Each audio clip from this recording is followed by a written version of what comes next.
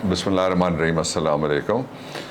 मैं बात नहीं कर सका for 3 days I was in Lahore. वापस आया, अभी हल्की फुल्की मागला की हवा वॉक के ज़रिए लगवाने के बाद मैंने कहा मैं आपसे बात करूं। 2 इश्यूज़ हैं बहुत इम्पॉर्टेंट जिसको समझने की ज़रूरत है। सबसे पहला ये है कि वो ख़ानदान जिसने आज से कोई 30 साल पहले चीफ़ जस्टिस की कोर्ट पे हमला किया था, उनके दरवाजे तोड़े थे, खिड़कियाँ, और वो जब बेंच चल रहा था सैयद सज्जाद अली शाह साहब का सिंध के साथ उनका ताल्लुक़ था, बल्कि उनके बेटे ने एक साबिक़ जज हैं इस्लामाबाद हाई कोर्ट के जस्टिस नूरुल हक एन कुरैशी, उनको मैंने शामिल करवाया था पीटीआई में। उनके ज़रिए से मुझसे रब्ता किया कि पीटीआई के काफ़िले में शामिल होना चाहते हैं। ये इस बात का इजहार है कि सिंध के अंदर जो वो बड़े लोग जिनके ऊपर कोई गड़बड़ वाली बात नहीं है उनको हम शामिल करेंगे इंशाअल्लाह, उनको साथ दे के चलेंगे, इसलिए कि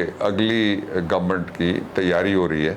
ये मैं आपको बता रहा हूँ, जो हमारे कराची के दोस्त हैं और सिंध के दोस्त हैं, कराची की फैमिलीज़ ने भी मुझे लाहौर में जो मुलाकात हुई, जिनसे भी नाश्ते पे जिस जगह मैं ठहरा हुआ था, बाकी जगह भी, तो वो सारे यही बात कह रहे थे कि आप ये ख़ान को ये कहिए, तो उनके लिए मैं ये बात कर रहा हूँ। दूसरा मैं यहाँ ये भी कह देता हूँ कि एक बशीर डार साहब हैं, वो श्रीनगर से रब्ता करके जिन ख्यालात का इजहार करते रहते हैं, मैं उनको एक्नॉलेज करता हूँ ख्यालात को, और उनको बताना चाहता हूँ कि पाकिस्तान किसी की जागीर नहीं है कि कोई जागीरदार अपनी प्रॉपर्टी जिस तरह मर्ज़ी मैनेज करेगा या बेचेगा, इसलिए आपको फ़िक्र करने की ज़रूरत है। इंशाअल्लाह अज़ीज़ पाकिस्तान और तहरीक इंसाफ, इमरान खान, बाबर अवान और मुल्क के अवाम वो उसी मौके पर डटे हुए जो कायद आज़म अलैहि रहमत के ज़माने में था। कश्मीर आपका है और वहाँ किसी और कब्ज़े को पाकिस्तान तस्लीम नहीं करेगा, और अक़वाम मुत्तहिदा की करारदादों के मुताबिक उसका हल निकलेगा इंशाअल्लाह अज़ीज़।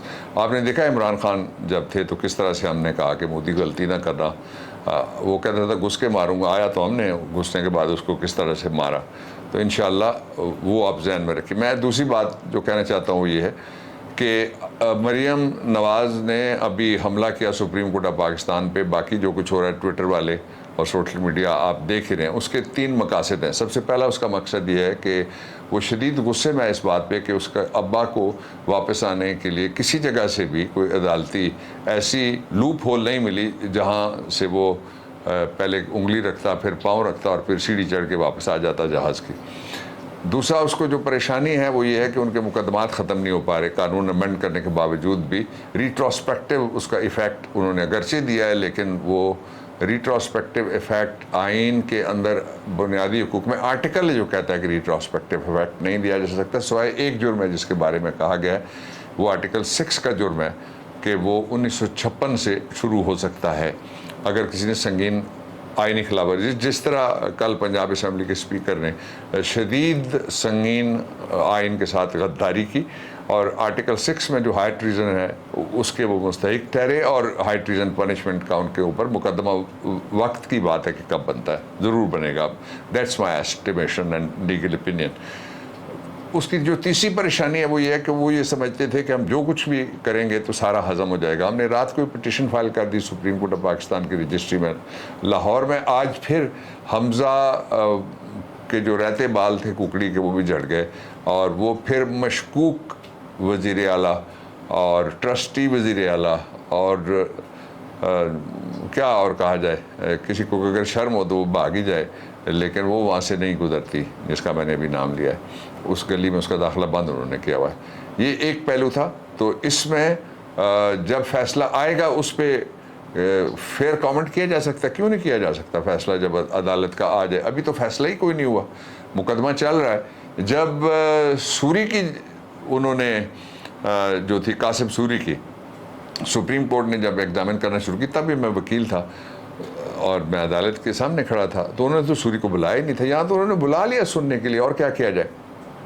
उस फैसले को तो आपने कहा इन्होंने बिल्कुल ठीक किया, उन्होंने फिक्स कर दिया टाइम भी, और ये कहा कि जनाब इतने बजे पार्लियामेंट बैठेगी। आपको कहा गया था 4 बजे बैठो, आप 4 बजे बैठे नहीं, कोई चीज़ आप मानने के लिए तैयार नहीं है, सिवाय अपनी मनी लॉन्ड्रिंग के लिए, और सिवाय आप अपनी करप्शन के पैसे के लिए, और सिवाय आप अपनी एनआरओ एक के बाद दूसरी, दूसरी के बाद 8वीं के बाद 88वीं लेने की कोशिश करते रहते हैं। एक ये تو لیکن میں اس پہ کامنٹ میرا یہ ہے پاکستان تحریک انصاف کی طرف سے اور پاکستان کے آئین قانون ماننے والوں کی طرف سے کہ اب ایسا نہیں چلے گا انشاءاللہ۔ دوسرے ایشو کے اوپر میں جاتا ہوں۔ اب دوسرا ایشو یہ ہے کہ وہاں جو آج فیصلہ ہوا ہے جس کو ایک انٹرم آرڈر کہتے ہیں ہماری عدالتی زبان میں، اس کا نتیجہ کیا ہے؟ اس کا پہلا نتیجہ یہ نکلا کہ ہم 1 جولائی پہ واپس چلے گئے۔ 1 جولائی کو کیا تھا؟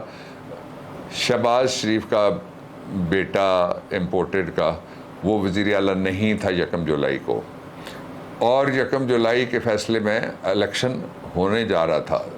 سپریم کورٹ نے کہا کہ الیکشن نہیں ہوگا، اور آج کی ڈیٹ پہ سپریم کورٹ آف ججمنٹ نے یہ جو کل گزرا ہوا الیکشن تھا اس کو ڈالا۔ ایک پہلو اس کا یہ تھا، آج ہم پھر وہاں واپس چلے گئے، یعنی آج پھر وہ وزیر اعلیٰ نہیں ہے، وہ ایک مشکوک، عبوری، قائم مقام، جو مرضی توہین آمیز، ذلت آمیز لفظ وہاں استعمال کیا جائے، لیکن وہ وزیر اعلیٰ نہیں ہے۔ دوسرا اس کا فیصلے کا جو پورشن ہے وہ یہ ہے، لوگ اس پہ شکوک و شبہات کا بھی اظہار کر رہے ہیں۔ کچھ لوگ کہتے ہیں جی اتنا لمبی ڈیٹ نہیں ہونی چاہیے تھی، منڈے تک۔ اب یہ پاکستان کے جو پورا فیبرک ہے ریاست کا، اس کے اوپر شکوک کا اظہار ہے، یہ کسی ایک ادارے کے اوپر نہیں ہے۔ Let me make this very clear.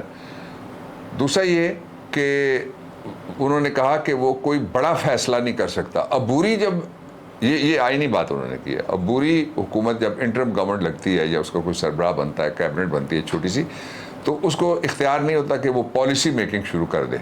تو یہ 2 دن کے لیے یہ وہ توق گلے میں لے کے وہ وہاں پہ بیٹھا ہوا ہے۔ اور تیسرا اس کا میں پہلو آپ کو بتا دیتا ہوں۔ تیسرا پہلو یہ ہے کہ جب انہوں نے یہ کہا کہ وہ عبوری وزیر اعلیٰ ہے، تو اس سے چند گھنٹے پہلے اس نے حلف اٹھا لیا تھا۔ تو اس کا مطلب یہ ہے کہ حلف نلیفائی ہو گیا اس کا، جو اس نے اٹھایا وہ غیر قانونی تھا، نہیں اٹھانا چاہیے تھا۔ اور گورنر کو بھی کہتے تھے اس کو، ہمارے عمر سرفراز کو، یہ نہ کرے، یہ نہ کرے، یہ بھی نہ کرے۔ تو یہ کہاں لکھا ہوا ہے کہ ایک ایسا شخص جس کا کیس اس سے پہلے سبجیڈس ہو گیا سپریم کورٹ آف پاکستان میں، گورنر اٹھ کے کھڑا ہو جائے اور وہ جا کے حلف لے؟ بہرحال ان سے کچھ بھی توقع کی جا سکتی ہے۔ اس کا جو چوتھا پہلو ہے وہ میں آپ کو بتانا چاہتا ہوں، وہ بہت امپورٹنٹ پہلو ہے۔ وہ یہ ہے کہ انہوں نے ایک سوال جاٹ ڈاؤن کر دیا ہے سپریم کورٹ آف پاکستان کے بینچ نے، اور اسی لیے میں نے اپنے ٹویٹ میں کہا ہے کہ ان کو رفیق تارڑ چاہیے جو بینچ بنواتا تھا، اس کے لیے یہاں سے اسد علی کیس میں یہاں سے بریف کیس گئے، ان میں سے بریف کیس لے جانے والا ایک ان کا وکیل تھا، کہتے ہیں 2 بریف کیس بھرے ہوئے ڈالروں کے لے کے وہ بھی بھاگ گیا۔ اس نے کوئی ٹیکسی کھڑی کی ہوئی تھی کسی جگہ کوئٹہ ایئرپورٹ کے نزدیک، اور جاتے جاتے وہ آدھے یا 2 جتنے بھی تھے ان میں سے نکال کے وہ بھاگ گیا۔ تو یہ کام کرتے رہے ہیں، لوٹوں کا انہوں نے بازار لگایا۔ سندھ ہاؤس کیا قوم بھول سکتی ہے؟ کبھی نہیں بھول سکتی۔ اور کیا ہماری ہوٹل قوم بھول سکتی ہے؟ کبھی نہیں بھول سکتی۔ کل جب میں بیٹھا ہوا تھا وہاں اسپیکر چیمبر میں، پنجاب اسمبلی کے الیکشن کو مانیٹر کر رہے تھے، اسد عمر صاحب بھی تھے، شفقت محمود صاحب بھی تھے، عمر ایوب تھے، اور اعجاز چودھری صاحب تھے۔ اعجاز چودھری صاحب بڑے ایکٹیو آدمی ہیں، یہ دور سے دیکھنے میں بڑے نستعلیق لگتے ہیں، لیکن جب وہ ان ایکشن ہوں تو وہ آپ پھر ان کو ہرکلیز سمجھ لیں۔ میں نے دیکھا ہے ان کو ایک سے زیادہ مرتبہ بڑے بڑے ڈسٹربنس والے مواقع پہ لاہور کے اندر۔ تو میں وہاں سے میں سوچ رہا تھا کہ دیکھیے کس طرح سے فرق پڑتا ہے کہ آج ہم اپنی کس طرح سے ذمہ داری ادا کر رہے ہیں، اور انہوں نے کس طرح سے الیکشن کروایا تھا کہ لابیوں میں کھڑا کر کے ایک اسپیکر والا کہا جی منتخب ہو گیا۔ کل ایک دوسرا لابیوں سے باہر پچھلی دفعہ جو کھڑا تھا اس کو کھڑا کر کے ڈپٹی اسپیکر اس نے کہا جی پھر منتخب ہو گئے۔ یہ دنیا کا واحد الیکشن ہے جس میں 10 ووٹ زیادہ دینے والے کہا گیا یہ ہار گئے، اور 10 ووٹ کم لینے والے کو کہا گیا کہ جیت گئے۔ میں اس کا ایک اور باریک پہلو آپ کے سامنے رکھنا چاہتا ہوں۔ کل میں نے ARV پہ یہ لیٹ نائٹ کہا بھی تھا کہ جو آئین ہے وہ یہ کہتا ہے کہ جو حاضر یعنی موجود پریزنٹ ووٹرز ان دی اسمبلی ہیں، یہ رن آف الیکشن تھا، یہ دوسرا اس کا راؤنڈ اس کا کہہ لیجیے آپ، تو اس میں جو حاضر ہوں گے ان میں سے میجورٹی لینی پڑتی ہے، اور وہ جو حاضر تھے ان کی میجورٹی ہمارے ساتھ تھی، حاضر والے میجورٹی بھی ان کے ساتھ نہیں تھی۔ ووٹ پڑ گئے جو، تو ووٹ جب پڑ جاتا ہے تو وہ بے شک مسترد ہو جائے، وہ پریزنٹ ووٹ گنا جاتا ہے۔ جو پولنگ اسٹیشن پہ جاتا ہے وہ چیلنج ہو جائے، آپ 100 روپیہ دیتے ہیں، ووٹ چیلنج ہو جاتا ہے، لیکن ووٹ پڑا ہوا وہ شمار ہوگا، یعنی پریزنٹ ووٹ میں وہ اس کی کیٹیگری میں آئے گا۔ اس اعتبار سے بھی وہ الیکٹ نہیں ہوا تھا۔ تو ابھی انہوں نے ساری جگہ ماحول بنانے کی کوشش کی ہے کہ ہم ایسا ماحول بنائیں کہ خوف زدہ کر دیا جائے پورے نظام کو، کہ یہ کلیبری کوئن پتہ نہیں اس کے پاس اور کون سی ویڈیو اور کون سی آڈیو اور کیا پتہ نہیں ان کے پاس ہے جو نکالیں گے. تو یہ کھیل کا نام میں اب آخر میں آپ کو بتانے لگا ہوں. کھیل کا نام ہے گڈ کاپ چیری بلاسم امپورٹڈ. کہاں گرا ہوا ہے؟ پائیدان پہ. چیری بلاسم آپ ظاہر ہے شو پالش ہے. اب بیڈ کاپ کون ہے؟ برضمانت ملزمہ کلیبری کوئین. نام ہی کافی ہے. اس کا ہاتھ کہاں ہے؟